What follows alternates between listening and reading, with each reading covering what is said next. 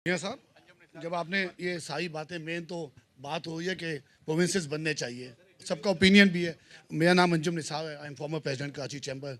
वो विषय भाई मेरे छोटे भाई हैं और खुश होते हैं जब मैं इनको छोटा भाई बोलता हूँ। तो एनीवेज, बात ये है, सारी बात कंसेंसस इस चीज़ पे है कि कि प्रोविंसेस बनने चाहिए। तमाम पार्टीज़ के मैनिफेस्टो में भी ये बात लिखी हुई है और बड़ा मेजर मैसिव पब्लिक ओपिनियन इस फेवर में है तमाम सूबों में। लेट से कराची की आप भी चुनाव ने बात की, आपके सूबे में आप कहते हैं, पंजाब में कहते हैं, भावलपुर में कहते हैं। तो ऐसी क्या चीज़ है कि तमाम ओपिनियन के बाद आप कहते हैं ओपिनियन फार्म हो, तो बहुत अच्छी बात है, ओपिनियन फार्म हो चुका है। इसमें क्या ऐसी चीज़ है जो रुके जा रही है?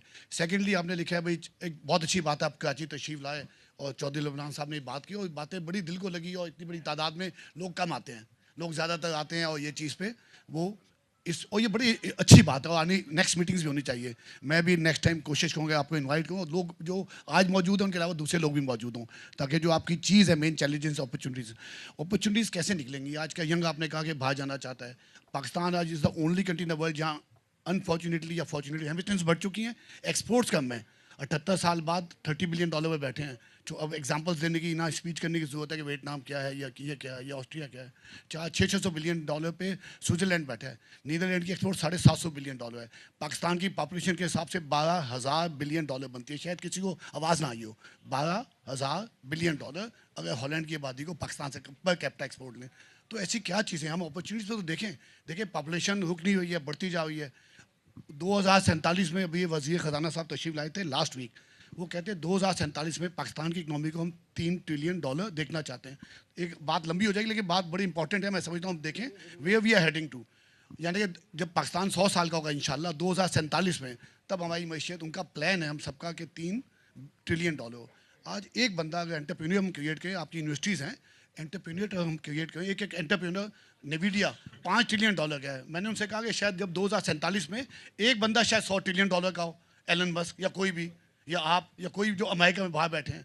तो इन चीज़ों पर भी हमें तवज्जो देनी चाहिए। ये चीज़ें मसले मसाइल हैं, हमें इसका सोल्यूशन देखना है। जिसके लिए आप आए हैं तो इस पर ज़रूर बात करें कि हम अपने यंगस्टर्स को बाहर जाने से कैसे रोकें, या अगर जाते हैं बहुत अच्छी बात है, रेमिटेंस तो $100 बिलियन हो जाएगी, क्या वही हमारा मकसद है? तो हमें एक ऐसा कल्चर क्रिएट करें जहाँ पे लोग यहाँ रुकें, उनको ये अपॉर्चुनिटीज़ नजर आएँ और कुछ ऐसी हम बातें हों जो हमें रोल मॉडल यहाँ पे भी मौजूद हों। थैंक यू जनाब, बहुत बहुत शुक्रिया, थैंक यू। बिस्मिल्लाहिर्रहमानिर्रहीम। My name is Zubair Shaya.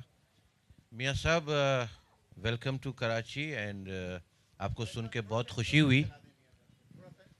Zubair शाया, I am currently heading the Korangi association of trade and industry और मैं मरूम एस एम मुनीर साहब का शागिर्द हूँ।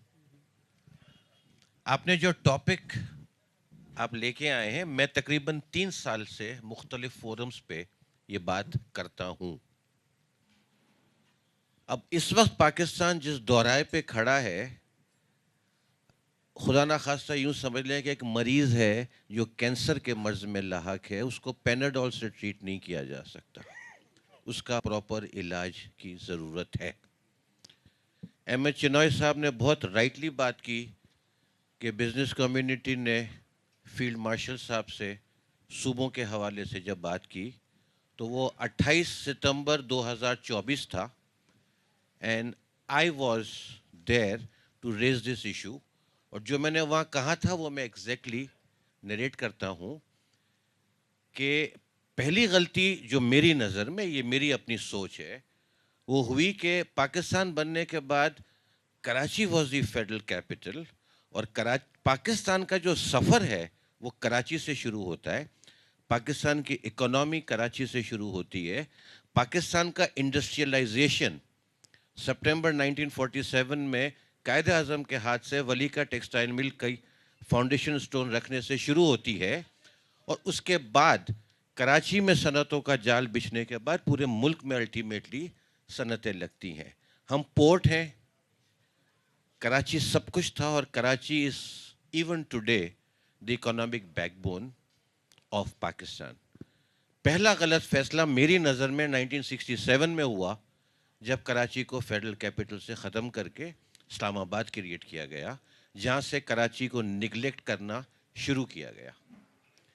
दूसरा फैसला 1970 में हुआ जब 1 यूनिट तोड़ के सिर्फ 4 सूबे बनाए गए। 1970 से मुराद है कि आज 55 ईयर्स 55 ईयर्स पहले हमने 4 सूबे बनाए, उनके नाम रखे सिंध, बलूचिस्तान, पंजाब एंड NWFP।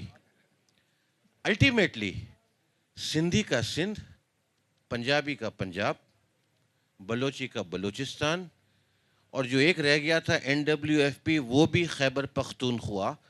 हमारे यहाँ जो एक स्पेल 1977 से 88 तक आया, जिसमें एथनिक्स और लिंग्विस्टिक चीज़ों को बहुत ज़्यादा उभार मिला, उसके बाद ये सूबे ज़बान की बुनियाद पे हो गए, जिसके नतीजे में अगर और सूबों की डिमांड आई तो वो भी सराइकी सूबा ज़बान की बुनियाद पे और उर्दू सूबे की आई। It is so unfortunate.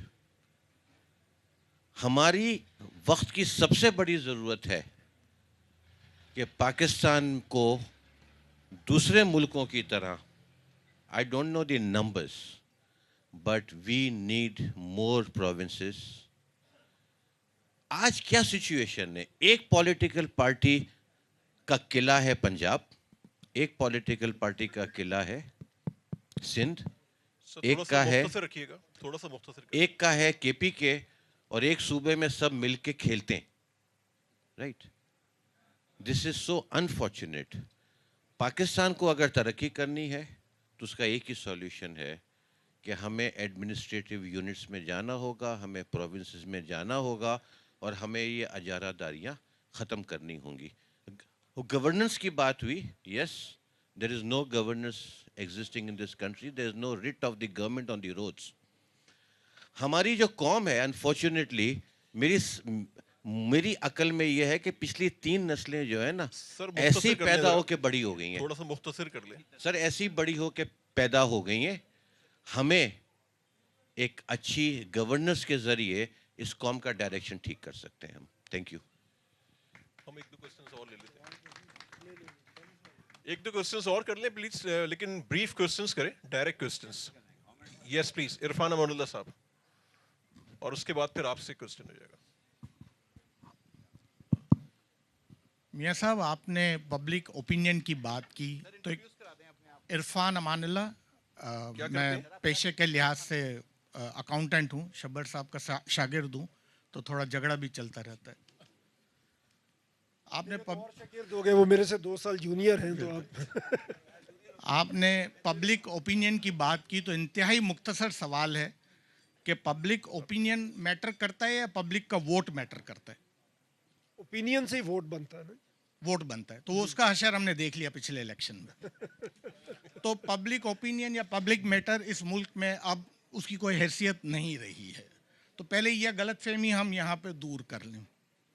दूसरी बात आपने की कि मुशर्रफ साहब के ज़माने में बड़ा अच्छा बल्दियाती सिस्टम आया जो चला।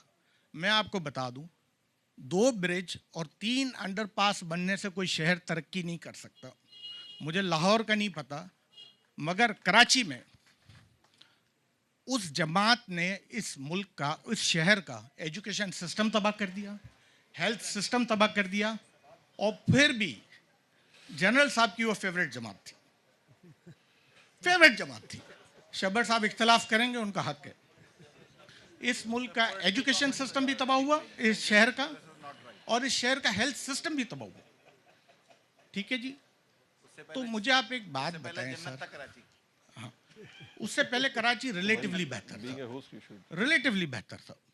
ठीक है, ये शायद कुछ लोगों का ये ख्याल हो, नहीं तो मैं आपको बता रहा हूं कि जनरल मुशर्रफ साहब को पहला डिक्टेटर था वो शख्स जिसको सुप्रीम कोर्ट ने ऑथराइज किया कि तुम कॉन्स्टिट्यूशन चेंज कर दो। सर सवाल करें, मगर जनरल साहब जो थे वो भी सूबे नहीं बना सके, ना एडमिनिस्ट्रेटिव यूनिट बना सके, ना वो कालाबाग डैम बना सके। ठीक है ना? तो मेरा आपको ये है कि अगर आपने इस मुल्क में नए सूबे बनाने हैं तो आपने एक ऐसा कमीशन बनाना है जो सियासी वाबस्तगी से बालातर हो, जो कल्चर, एथनिक और पॉपुलेशन को देखते हुए बगैर पार्लियामेंट के अप्रूवल के सूबे बनाए, बगैर पार्लियामेंट के अप्रूवल के। अगर आप इस सिस्टम में रहे ना कि ये हो जाएगा, वो कर देंगे, 100 साल गुजर जाएंगे सर। जी मियां अमर साहब, जो आपने फरमाया जी, कमीशन बने जो एथनिक और उसको चीज़ों को देखे, हम जो रिक्वेस्ट कर रहे हैं आपसे, जो हम बात करना चाह रहे हैं कि ऑलरेडी डिवीजन बने हुए हैं, उनकी बाउंड्रीज डिफाइंड है, ऑलमोस्ट एक जैसे लोग वहाँ पे रह रहे हैं, गवर्नेंस का एक सिस्टम चल रहा है आपके डिवीजन्स के अंदर, आपको कोई ज़्यादा डिस्टर्बेंस वहाँ पे नहीं करनी पड़ेगी। इसीलिए जब हम 33 प्रोविंसेस कहते हैं तो दैट मीन्स कि आप हर डिवीज़न को प्रोविंस बना दें और बहुत ज़्यादा तोड़ फोड़ आपको नहीं करनी पड़ेगी। बाकी आपके कमेंट्स थे वो आपकी अपने जो हैं, मुशर्रफ साहब ने कैसा वक्त गुजारा, कराची में क्या हुआ, जो मैंने अर्ज़ किया था वो किसी एक शहर की बात नहीं की थी। डिस्ट्रिक्ट गवर्नमेंट्स जब बनी थी तो हर डिस्ट्रिक्ट में पैसे जाने शुरू हो गए थे। अभी किसी ने बात की NFC होता है, आपका PFC भी होता है, प्रोविंशियल फाइनेंस कमीशन भी है, जिसको कोई सूबा बनाते ही नहीं है।